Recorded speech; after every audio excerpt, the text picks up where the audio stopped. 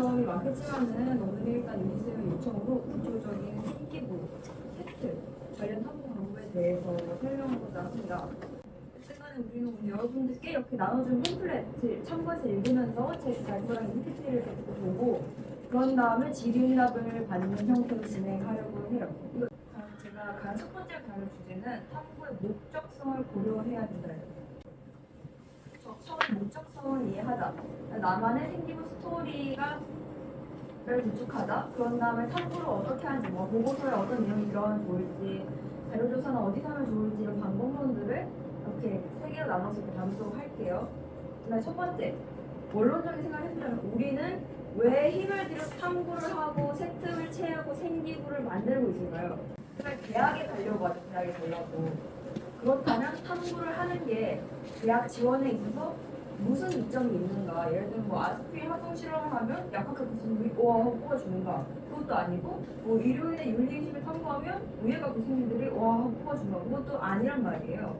그렇다면 우리의 생기부는 뭘 기준으로 평가를 받는지 학업 역량, 진로 역량, 공동체 역량 이 세 가지인데 단어가 좀 치명적일 수 있어가지고 이제 그 17학년도 이전의 교육 과정에서는 이제 학업 역량, 전공 적합성, 인성, 발전 가능성 이렇게 네 가지를 사용했어요. 다시 세 개로 돌아오자면은 첫 번째로 학업 역량은 쉽게 말하면 성적이에요.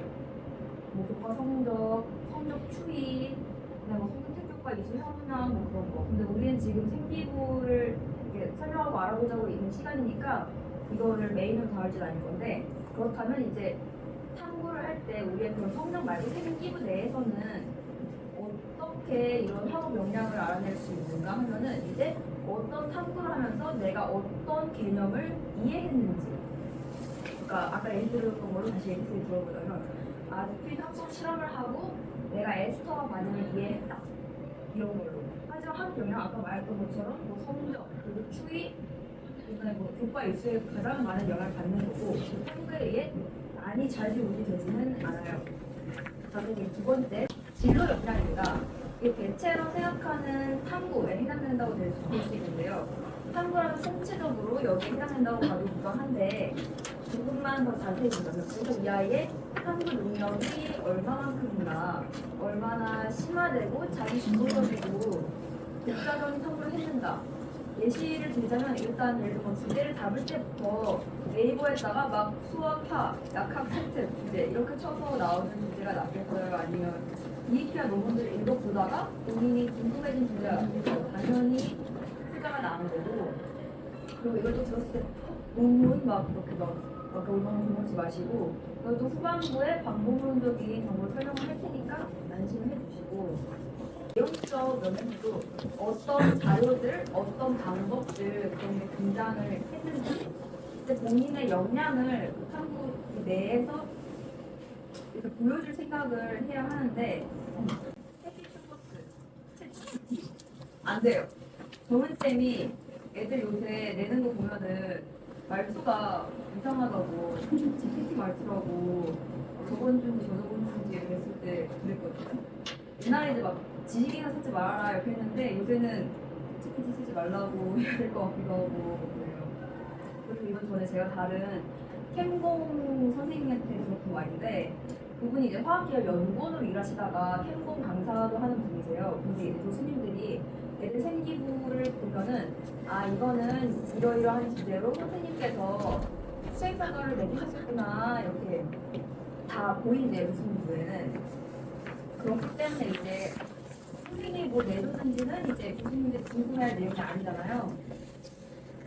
그래가지고 학생들이 뭘 했는지가 궁금한데 그 활동들을 하는 익숙하기 때문에 이제 학생들의 분위기 그리고 선물 내가 뭘 알았는지 뭘 느꼈는지 또 나의 그 변화된 점은 뭔지 그런 점을 중요하게 생각하신다고 해요.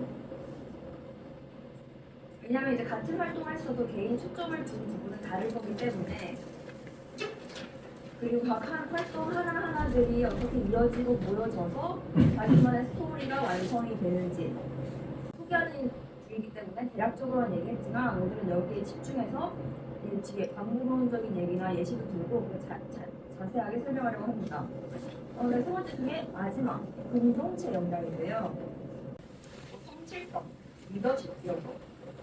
그런 건 이제 뭐 대근을 한다든가 임원을 한다든가 이런 데 해당이 있는데 이거를 우리가 탐구를 하면서는 어떻게 나타낼 수가 있냐 하면은 일단 주제 설정도 분기를 사회적으로 내가 이걸 누구를 돕기 위해 탐구를 했다 아니면 뭐 어떠한 이 현재의 이 상황을 개선하기 위해 이 탐구를 했다 그렇게 주제를 잡는다든가 아니면 내가 탐구 과정에서 이런 갈등이 있었어 근데 잘 해결을 했어 아니면 탐구한 동안 이렇게 어려운 점이 있었는데 그걸 또 잘 해결을 극복을 했다 이런 점이 담길 수도 있어요 하지만 이제 여기 나온 이 세 개 중에서 탐구를 할 때 학업 역량이랑 공동체 역량은 살짝 서브를 백합하는 거고 가장 메인이 되는 건 진로 역량이고 이걸 이제 잘 어필할 수 있어야 돼요. 이제 좀 더 구체적인 부분을 넘어가 보자면은 아까 탐구를 하더라도 내가 본인이 왜 이 탐구를 했는지, 뭘 느꼈는지, 뭘 새로 알았는지 이런 부분들이 중요하다고 했고 그리고 이런 차별점들이 모이고 각 활동 하나하나들이 이어져가지고 자기만의 스토리가 완성돼야 된다고 했어요. 그걸 이제 편하게 생기부 컨셉이라는 단어로 부를게요.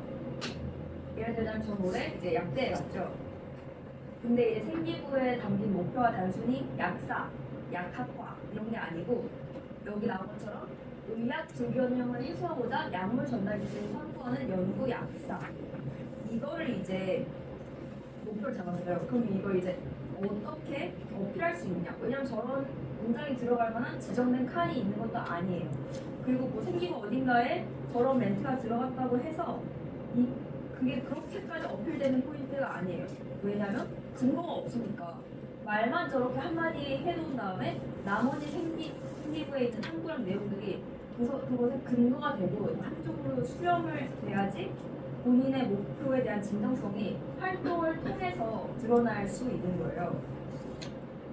저 같은 경우는 저는 이제 목표고 컨셉이다 이렇게 했잖아요. 저도 저렇게 뭐 정해놓고 고등학교 입학하면 저렇게 해야지 이러고 입학한 거는 아니고요. 1학년 때 그냥 막연하게 약사 그치 이런 느낌이었는데 그 탐구 능력도 막 그렇게까지 좋다고 생각되진 않았어요. 그래서 1학년 때 일단 각각 그 과목에 충실한 탐구를 했어요. 그러니까 막 괜히 막뭐 3주차 수행하는데 약학을 어떻게 접목시키기도 나쁘고 하는데 괜히 그렇게 끌고 오는 게 아니라 각자 그 교과목 특성에 맞는 심화 탐구를 했고 그러다 보니까 뭐 통합사회과에서는 뭐 윤리 관련된 탐구를 하든지 뭐 과목에 충실한 탐구를 했어요. 그리고 이제 2학년이 됐을 때 사문단 과목이랑 논문 리뷰 발표대회 탐구를 거치면서 DEPR에서 이래저래 논문을 많이 찾아보게 됐는데 나 약학 중에서 약물 전달 기술이라는 분야를 접하게 됐어요. 근데 완전 너무 매력적인 분야인 거예요, 제가 생각하기에는. 그렇기 때문에 그러고 나서 2학년 때는 약물 전달 기술을 나의 메인 주제로 가져가야겠다 목표를 가지고 그걸 탐구하고 자 이제 생기부에 뭐가 있어야 된다고 했어요. 뭐라고 부르기로 해서 컨셉이 맞고 이거를 어필할 수 있는 방법은 활동들이 쭉 이어져서 만들어진 어떤 스토리다. 근데 이제 우리가 지금 이 컨셉이라고 부르는 거를 목적을 만들면 주제 잡기도 생기를 전공하기도 굉장히 쉬워지는데 목표는 어떤 식으로 잡냐 이제 자기한테 적용할 자기 생각을 하면서 이게 들어보세요. 본인 뭐 학과나 진로 이런 게 있을 거 아니에요. 그다음에 그러니까 뭐뭐한 플러스 자기 진로 아니면 뭐 어떤 거에 관심이 있는 플러스 자기 진로. 예를 들면 저 같은 경우에는 뭐 복약 지도를 열심히 하는 의사 약사 아니면 뭐 약물 전달 기술에 관심이 있는 뭐 연구 약사 이런 식으로 갈 수 있겠고 뭐 그런 식으로 뭐 수식어 형용사 정도만 붙여도 다른 사람보다 더 좁고 더 구체적인 탐구 주제를 잡아낼 수 있는 거거든요. 그렇게 되면 본인에게 목적 의식이 생기게 되고 그러면 나중에 주제 잡기도 쉽고 흥미도 전통이 됩니다. 그리고 이제 본인이 가장 파고드는 대규모 탐구를 하게 되는 주제가 있을 텐데 그걸 이제 메인 탐구라고 또 부를게요. 저 같은 경우에는 메인 탐구 분위기가 어떻게 되냐면 아까도 설명했지만 지금까지가 제 메인 탐구에 대한 설명이었는데 사람이 하나의 주제만 가지고 모든 과목을 3년 동안 그것만 할 수는 없어요. 할 수도 없고 좋은 것도 아니에요. 그러니까 몇몇 과목의 경우에는 그 교과목에 충실한 탐구를 해라. 예를 들면 저는 이제 초등학교 국어 시간 때 이상 그 작가 시의 산촌 예전과 권태에 관해서 비교 분석을 했어요. 근데 이게 야기랑 관련이 있냐? 없어요. 없는데 그래도 충분히 뭔가 진실되게 한걸 했다면 딱히 진로와 직접적인 연관이 없더라도 본인의 그런 탐구 능력을 보여줄 수가 있어요. 그리고 이제 막 무작정 구글에 가서 한국사 약학 세트, 국어 약학 세트, 영어 약학 세트 이렇게 치고 있을 게 아니고 각각 그 과목 특성에 맞는 탐구를 하면 되겠고 그리고 제가 3년 내내 지금 알지네이트 비드만 만들고 있을 수가 없잖아요. 그거 말고도 줄기가 하나로 쭉 이어지지 않더라도 어떤 활동을 했으면 그거에 후속 탐구를 하고 심화 탐구를 하고 그런 식으로 조금은 줄기와 가지들이 이렇게 만들어지면 좋거든요. 이게 생기부에는 더 많은데 몇 개를 이렇게 예시로 들어왔는데 이게 한 줄로 이어져 있으면 이게 다 뭔가 하나에 연관된 탐구라는 뜻이에요. 위에서 써보니 아무리 해충 농도, 뭐 MRS, 선형물 확인, 산성을 활성, 조인 발제 목욕, 뭐 페이학습 뭐 이거 말고 생기부에는 뭐 부각지도, 의료 빅데이터 등등 더 많이 있는데 이렇게 하면은 생기부 내 탐구들 서로가 이 탐구가 저 탐구의 동기가 되고 이 탐구가 저 탐구의 뭐 후속 탐구가 되고 그렇게 서로 보완이 되고 유기성을 지니게 됩니다. 여튼간에 본인의 아이덴티티를 확립하고 메인 탐구를 이어나가되 과목에 충실한 탐구 동안 하고 메인 주제에 해당되지 않아도 나의 목표에 도움이 되는 탐구들이라면 연결성 있는 탐구들을 진행해라 이런 뜻이에요. 아 그리고 이때 팁을 하나 주고 싶은 게 바로 포트폴리오 만들기입니다. 포트폴리오가 그냥 그동안 본인이 만들었던 뭐 보고서, PPT 그런 보고서나 PPT나 뭐 본인 짠 코드, 뭐 연구 보고서, 실험 보고서, 계획서 이런 걸 다 이렇게 모아두면은 이런 게 바로 포트폴리오가 되는 건데 이게 단순히 좀 그러니까 노트북에 파일이 저장돼 있다, 정리되어 있다랑은 또 다른 게 이렇게 정리를 해두면 일단 자기 눈에 잘 보이고 잘 들어오고 그리고 이제 아 내가 무슨 탐구를 했었구나 이거를 알게 돼요. 그러다 보니까 앞으로의 탐구도 쉽게 구상할 수 있고 그 나중에 면접 준비를 할 때 압도적으로 유리합니다. 그 구글 폼으로 질문을 받았을 때뭐 면접 관련 질문도 꽤 많았는데 이런 식으로 정리를 해두면 나중에 면접 준비할 때 압도적으로 유리해요. 살짝 제 얘기를 하자면은 심지어 저는 이제 재수를 했어요. 1년 동안 제 생기부를 단 한 번도 써본 적이 없단 말이에요. 그래서 크지 않지만 그래도 이거를 이미 정리해 둔 게 있으니까 이걸 읽고 그나마 어찌저찌 다행으로 면접을 보고 결과적으로는 붙게 됐어요. 그런 식으로 포트폴리오 정리가 여러 번 된다면 권장을 하고 싶고 자, 그런 다음에 이제 마지막으로 방법론적인 부분을 다루려고 해요. 제가 오늘 좀 질의응답 시간 좀 더 길게 가져가려고 이게 지금 벌써 마지막 세 번째 장이 됐는데 일단 자료조사 플랫폼 산도 방식에 따른 특성, 보고서 구성을 다루도록 할게요. 먼저 자료조사 플랫폼의 경우에는 거기 팜플렛에 되게 자세하고 다양하게 적어놨어요. 근데 저거를 지금 줄줄이 읽어줄 필요는 없고 이미 나와줬으니까. 왜냐면 뭐 논문은 DPR에서 본다 이거를 누구든지 알잖아요. 근데 이제 보는 법을 조금 이제 조언을 해드리자면은 일단 논문은 대학원을 졸업하려고 썼던가 아니면 이제 본인 연구하다가 썼던가 어쨌든 간에 자기 얘기, 자기 연구를 하려고 쓴 거예요. 그러다 보니까 어떤 애가 예를 뭐 자기가 이거 뭐 이번 사이언스데이에 아스피 향성 실험이 하고 싶어. 근데 이제 쌤이 DPR을 보냈으니까 DPR에다가 아스피린 이렇게 쳐요. 그러면 막 엉뚱한 게 나와요. 아스피린의 11관계 질환 1차 예방. 그럼 얘는 뭐야? 하고 이제 다시 지식 이론을 회귀해요.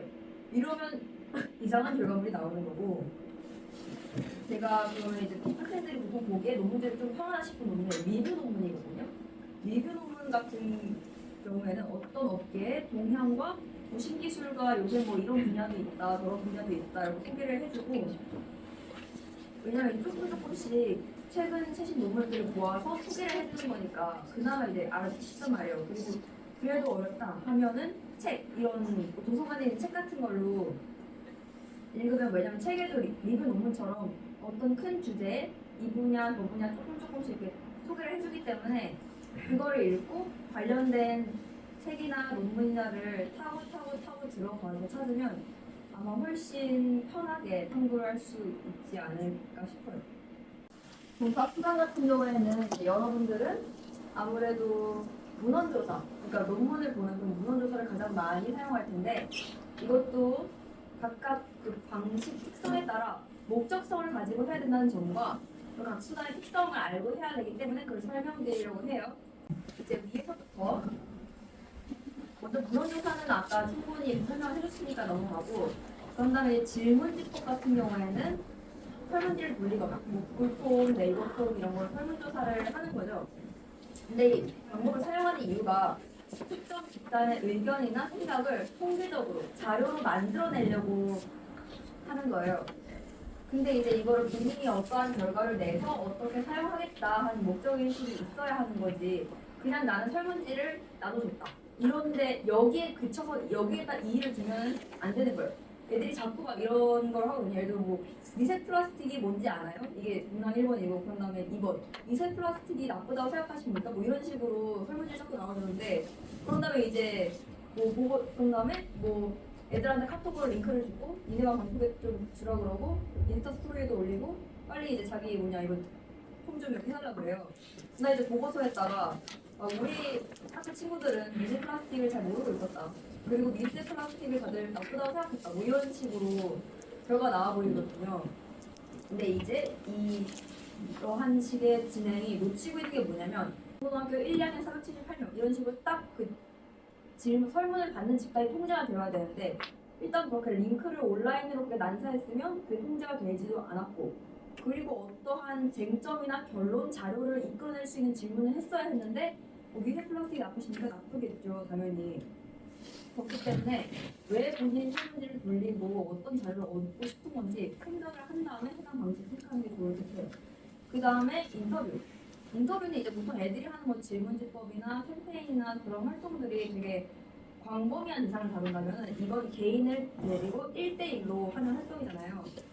그렇기 때문에 다른 그런 광고의 활동들 사이에서 어느 정도의 메리트를 가져갈 수 있어요. 근데 이제 인터뷰도 제가 계속 목적을, 우리 그때 자주 말하는 것 같은데, 목적과 대상을 잘 설정을 해야지. 뭐 멘토 활동 한 다음에 내 멘토였던 친구를 불러가지고는 멘토를 활동했더니 보람이 있었다, 이걸 이제 인터뷰를 하면 안 되는 거고, 예를 들면 아까 보고 질문지법이랑 연계를 해서 예를 들면 질문지법의 결과가 뭐 이렇게 정규 공포를 띠게 나왔어요.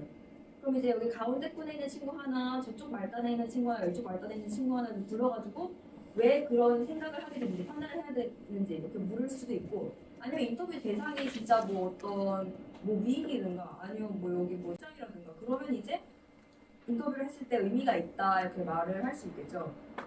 자, 그런 다음에 여기 팜플렛 보면 그 다음에 써진 게 실험이에요.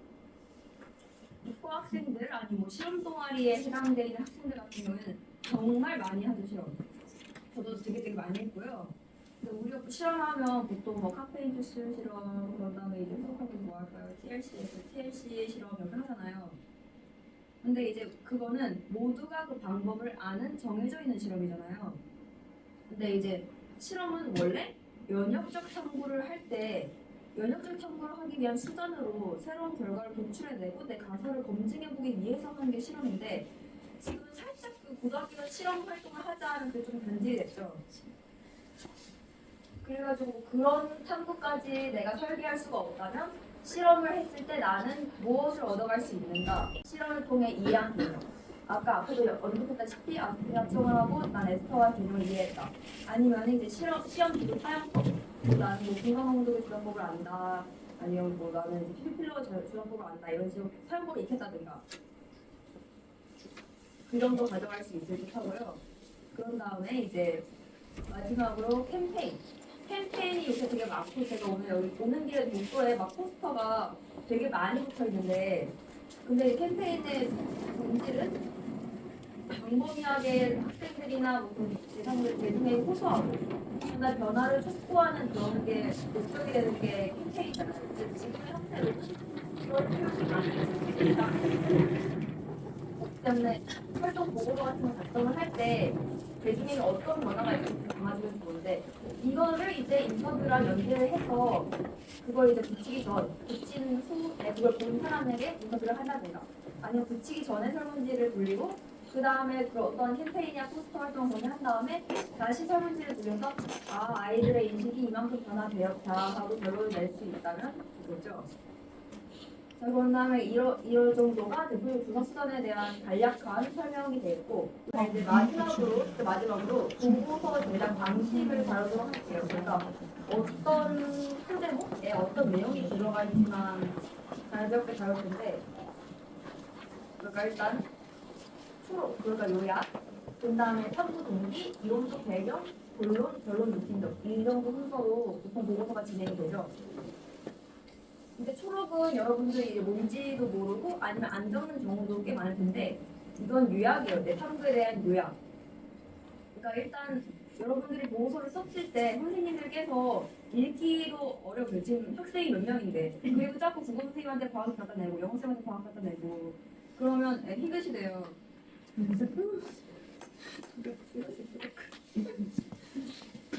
그리고 그것도 그렇고 본인이 자기 탐구에서 어필하고 싶은 내용이랑 선생님이 얘가 지금 이게 주제인가? 하고 받아들인 내용이랑 다를 수도 있어요. 그러니까 본인의 노력도 반감되고 선생님이 힘드시고 그렇기 때문에 초록 그러니까 쉽게 말하면 요약을 앞에다가 적어주면은 나도 다시 내 탐구가 머릿속에 정리가 되고 내 탐구 생기부에서 조금 내가 원하는 부분이 감정에서 적히고 그리고 이제 선생님들도 이제 생기부 연말에 적어주시기가 쉽겠죠. 그렇기 때문에 한번 요약을 앞머리에 넣어주시는 게 좋고 그 다음엔 탐구 동기인데 이제 교과목에서 파생되거나 아니면 이제 본인의 그 이전의 탐구에서 파생되는 게 좋아요. 뭐뭐를 배웠는데 이게 궁금해서 찾아봤다. 아니면 내가 무슨 시간에 뭘 배우고 무슨 탐구를 했는데 이 시간에 뭘 더 배웠더니 이게 또 궁금해져서 이러이러한 탐구를 했다. 이런 식으로 하는 게 좋은데 근데 이제 본인의 어떤 학과가 이유가 되는 거는 좋지가 못해요. 제 문서가 조금 부족해 보인다고 큰 영향력이 없어 보인다고 그렇게 하는 걸 들었거든요. 그렇기 때문에 그 속의 어떤 세부 분야를 어떻게 동기를 찾는 거는 그나마 괜찮은데 특정 학과 아니면 직업을 딱 주고 이것 때문에 나는 이 탐구를 했다 하는 거는 별로 권하고 싶지는 않아요. 그 다음에 이론적 배경이죠. 이론적 배경은 앞에서도 뭐 어떻게 탐구를 해라, 뭐 논문을 어떻게 바라면서 설명을 했고 여기는 이제 뭘 담아주냐면 여러분들이 일단 교과서에 아니면 수업 시간에 배운 내용 그리고 앞으로 나의 본문에 나올 배경 지식을 본문에 나올 내용을 이해하기 위한 배경 지식 이 두 가지가 담기는 게 좋아요. 그리고 당연히 이런 걸 근거가 되는 거는 앞서 말했듯이 신뢰감 있는 글, 논문이나 뭐 기타 등등 거기에 들어가야겠죠. 그다음에 이제 메인이 되는 본론, 가장 핵심되는 내용이 들어가야 되고 다들 좀 간과하는 게 있는데 본인 생각, 본인 주장이 들어가야 돼요. 그러니까 이게 아무리 논문을 본다고 한다 하더라도 그거를 이제 어떻게 들고 와서 그거를 자기 가공하자는 게 아니고 본인의 생각, 본인의 주장 이 탐구를 통해서 내가 어떻게 주장하고 싶은 바와 이렇게 뭐 알아보고 싶은 바가 본문에 담겨야 하는 거예요. 그리고 본문 정보는 본론 쓰는 거 다들 알 것 같고 그런 다음에 이제 결론에는 이 모든 내용을 요약해주고 그런 다음에 탐구를 시작할 때 애초에 시작하고 싶은 그 목적, 동기가 있었을 거 아니에요. 그러면 그 목적이나 동기가 어떻게 해소가 됐는지 이거를 마지막에 한번 짚어주고 마무리를 하면 좋습니다. 그런 다음에 마지막에 느낀 점은 여기다가 일기를 쓰라는 게 아니고 그러니까 예를 들면 제가 전에 느낀 점 그런 위인물 같은 거 거둔 적이 있었는데 막 내가 여기 고등학교 들어와서 해본 첫 보고서인데 감회가 깊다 이렇게 써있어요. 이렇게 하면 되게 곤란하단 말이에요. 어떻게 이걸 여러분들이 써서 내는 글은 생기부에 적힐 거라는 것을 염두에 두고 해야 하기 때문에 그렇게 하면 안 되고 보통 이제 내가 이제 이걸 해서 새로 알아가는 점, 본인이 이전과 변화된 점, 그리고 여기 하고 싶은 탐구 이런 걸 주로 썼던 거예요. 저는 이제 좀 감성적이지가 않아서 그냥 하고 싶은 후속 탐구를 짜고 썼어요. 웃긴 점. 자, 그런 다음에 제가 이제 준비해온 내용은 여기까지고요. 원래는 구글 폼으로 받은 질문들을 좀 매트리크 형태로 진행하려고 했는데 아무래도 제 발표 내용이랑 겹치는 것도 꽤 많고, 그리고 이제 뭐가 텍스트로 보니까 그 학생의 사정을 몰라가지고 무슨 말인지 잘 이해가 안 되는 것도 좀 많아가지고 지금 손을 들고 바로바로 질의응답을 하는 식으로 진행하도록 하겠습니다. 일단 발표는 이상입니다.